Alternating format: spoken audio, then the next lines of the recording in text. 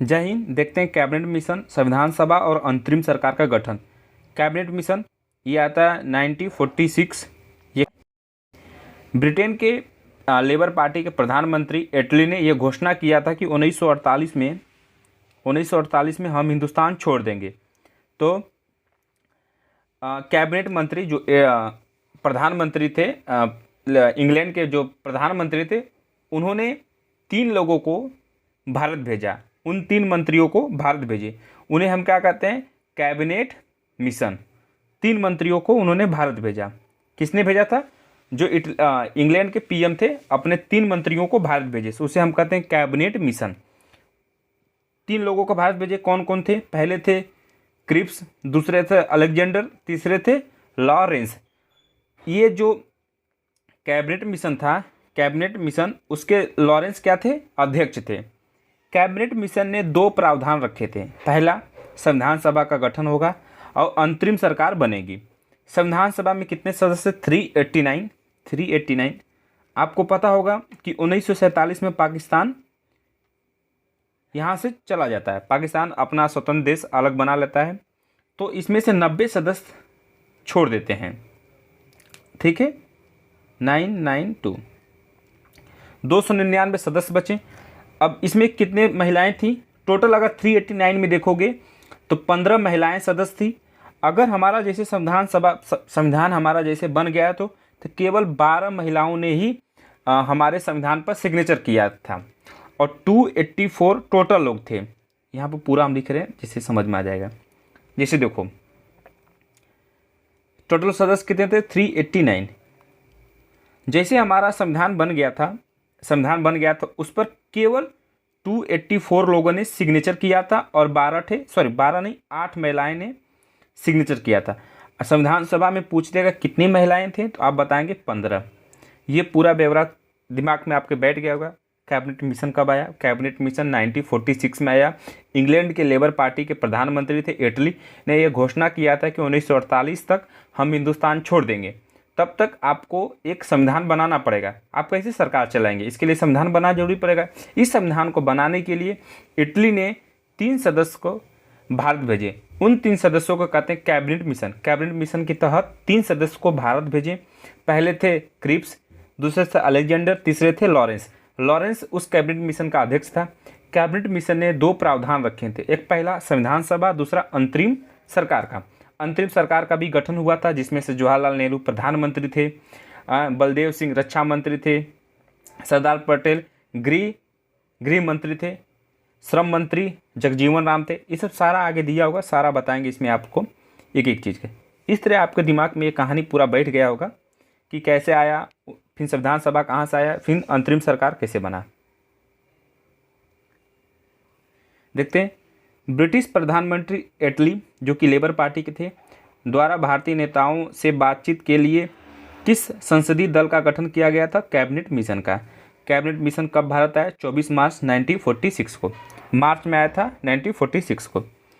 Cabinet mission की अध्यक्षता Britain में भारत मंत्री लॉर्ड पैंथिक लॉरेंस, पूरा नाम था लॉर्ड पैंथिक लॉरेंस, द्वारा की गई तथा इसमें शामिल 2 अन्य सदस्य थे।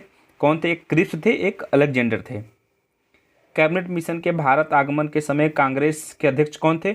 मौलाना अबुल कलाम आज़ाद थे। 6 वर्ष लगातार रहे कांग्रेस के अध्यक्ष। कैबिनेट मिशन के आगमन के समय भारत का वायसराय कौन था? वेवेल था। आपको पता है वेवेल योजना भी आया था, इससे पहले हमने वेवेल योजना का हमने बताया था। कांग्रेस के किस प्रमुख नेता द्वारा कैबिनेट मिशन का पूर्ण समर्थन किया गया था? महात्मा गांधी का।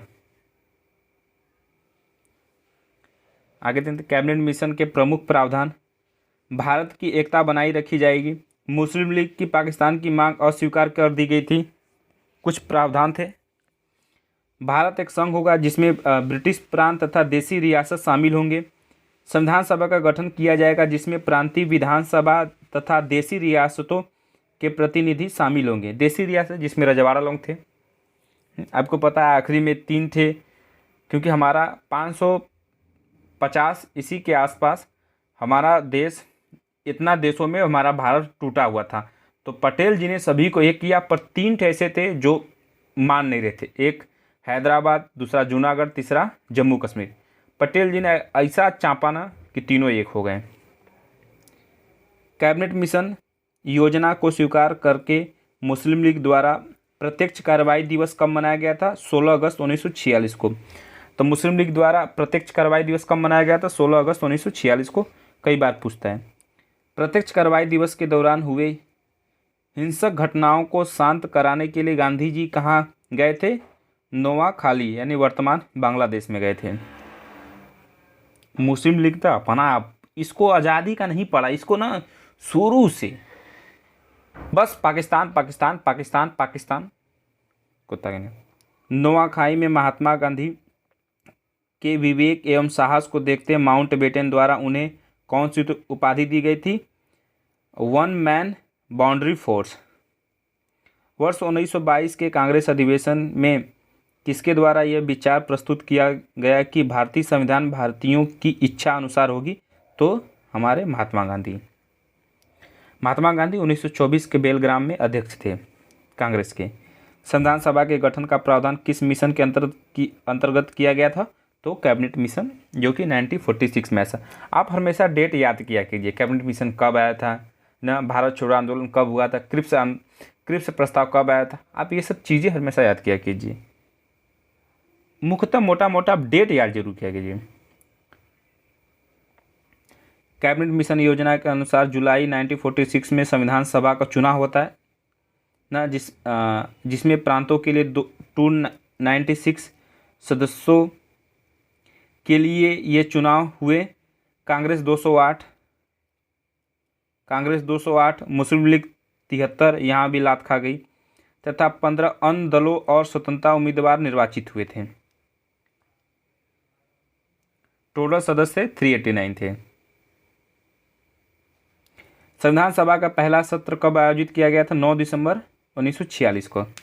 संविधान सभा 1946 को 9 दिसंबर 1946 को संविधान सभा किसे अस्थाई सदस्य चुना गया था? डॉक्टर सच्चिदानंद सिन्हा को। फिर 11 दिसंबर को राजेंद्र प्रसाद को अस्थाई अध्यक्ष चुना गया था।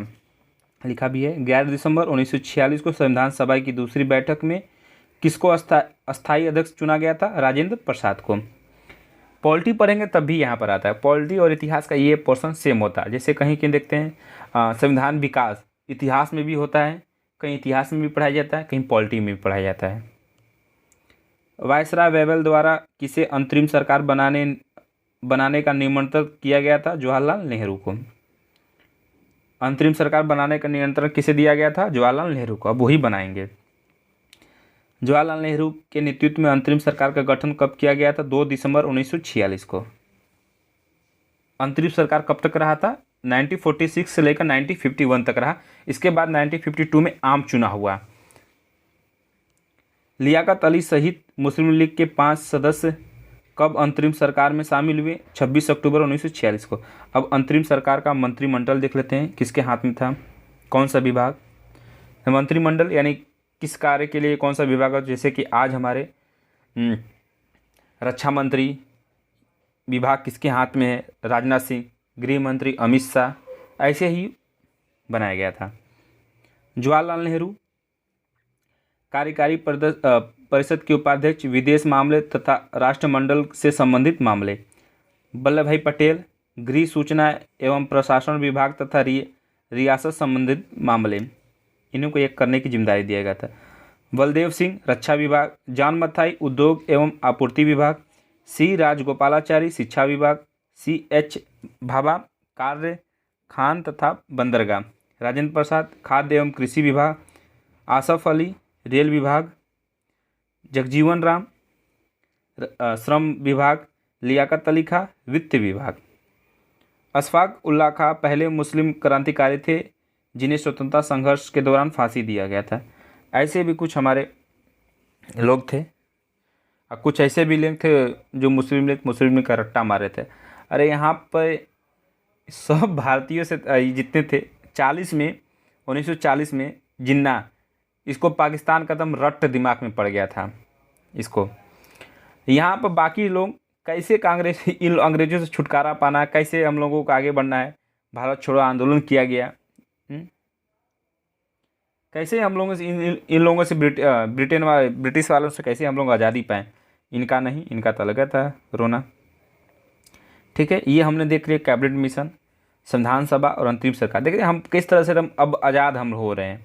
अब हमारा जैसे संविधान सभा बन जाएगा वैसे अंग्रेज़ों को चल निकल। ठीक है, जय हिंद।